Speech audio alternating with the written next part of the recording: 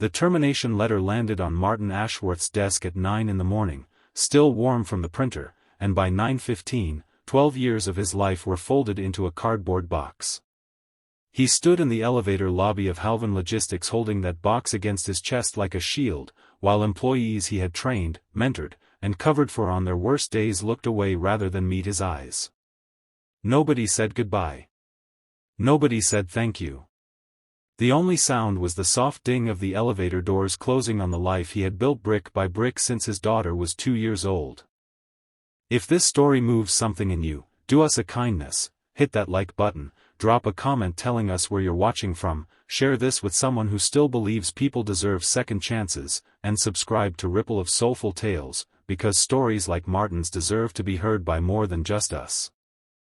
Martin was 44 years old and had raised his daughter, Ren, alone since she was 3, after her mother left in the middle of a rainy October night and never came back.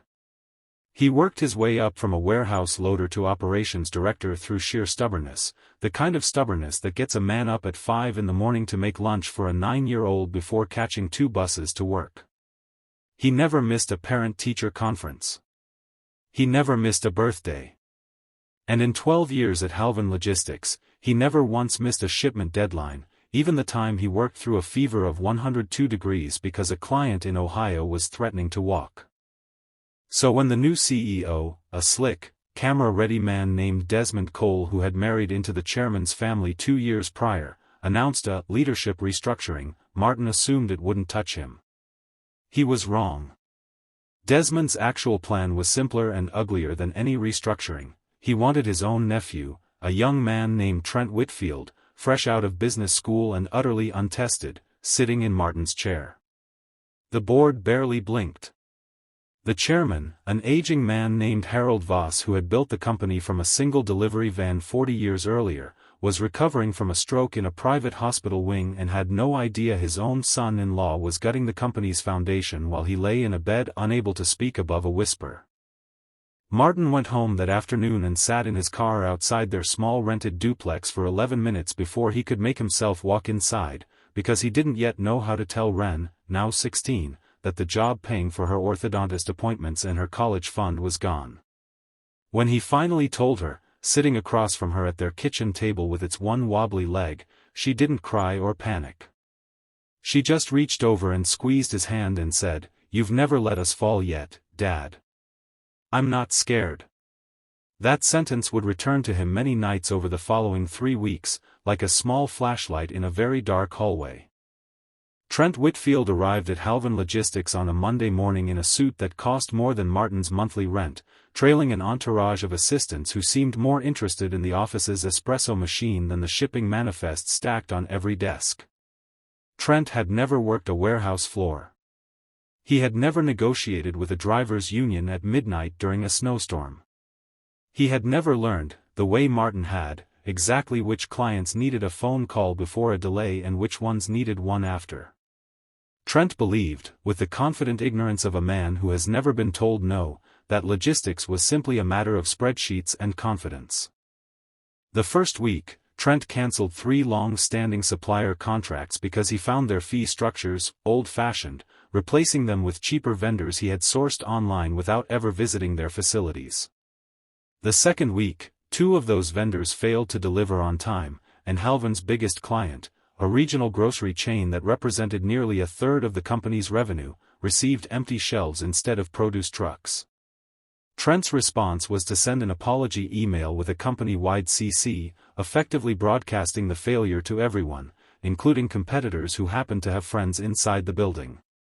By the third week, 2 more clients had quietly begun negotiating with other logistics firms, warehouse workers were being sent home early because there was nothing to load, and whispers moved through the hallways like smoke under a door. The company that survived 4 decades, 2 recessions, and a global pandemic was now buckling under the weight of a 26-year-old with no experience and an uncle in the right position of power. Martin, meanwhile, was not sitting still. He took a part-time job stocking shelves at a hardware store 3 towns over, not because it paid particularly well, but because the manager there, a kind, weathered woman named Ophelia Grant, had once been a Halvern client herself and remembered exactly who used to personally make sure her orders arrived on time. In the evenings, after his shift, Martin sat at that same wobbly kitchen table and wrote letters. Not angry letters. Careful ones. He wrote to two of the drivers' union representatives he'd worked with for a decade, simply checking in on their families. He wrote to a produce supplier named Priya Kalani whose contract Trent had cancelled, not asking for anything, just thanking her for the years of good work. He wasn't scheming. He was simply being the same man he had always been, and it turned out that decency, unlike a spreadsheet, does not expire the moment you lose your title. On the 19th day since Martin's termination, Chairman Harold Voss regained enough strength to sit upright and ask for his tablet. What he found waiting in his inbox stunned him: a forwarded chain of complaint emails from furious clients, a memo about layoffs in the warehouse division, and a financial summary showing a revenue drop steeper than anything the company had faced even during the worst months of the pandemic. Harold called his assistant, a soft-spoken but fiercely loyal woman named Delphine Reyes, who had worked beside him for over 20 years, and asked her one simple question: what happened to Martin Ashworth? Delphine, who had watched the entire unraveling in silence because she had no authority to stop it, finally told him everything, including the part where Trent had personally walked Martin out of the building without so much as a handshake. Harold Voss, still weak, still recovering, insisted on being wheeled into a car 3 days later against his doctor's orders, because some things, he said, mattered more than his own recovery timeline. He arrived at Halvern Logistics unannounced on a Thursday afternoon, and the sight of him in that wheelchair, gaunt but sharp-eyed, silenced an entire floor of employees who hadn't seen him in months. He asked only one question in the boardroom that day, looking directly at his son-in-law: "Do you know how many nights that man slept 4 hours because he was covering a shift no one else wanted, so a 9-year-old girl wouldn't grow up without her father around?"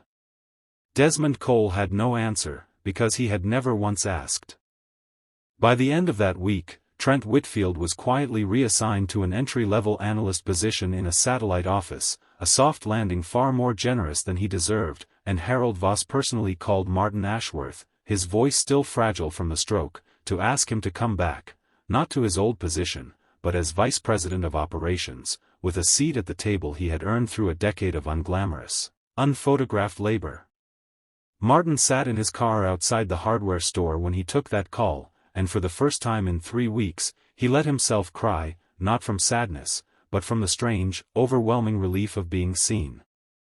He walked back into Halvern Logistics on a Monday morning, this time greeted not with silence but with applause from warehouse workers who remembered every small kindness he'd ever shown them, from truck drivers who had driven 2 hours just to shake his hand, and from Priya Kalani, who had already re-signed her contract the moment she heard he was returning. Wren came to visit the office that first week, standing in the doorway of his new corner office, and said only, "Told you we wouldn't fall." Martin didn't have a clever response.